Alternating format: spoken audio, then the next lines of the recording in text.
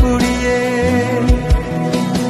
পরক্ষণে ক্লান্ত লাগে, সব শূন্যতা কেড়ে ধরে, সব অভিযোগ মেনে নিয়ে ধ্বংস করছি নিজেকে।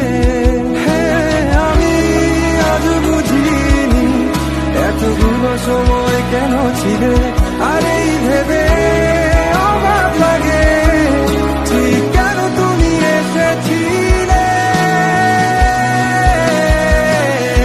যাই হোক সব কথা ফেলো, এখন কেমন আছো বলো, অন্য কারো বাহুডোরে নিশ্চয়ই সব যাচ্ছে ভালো। কান্না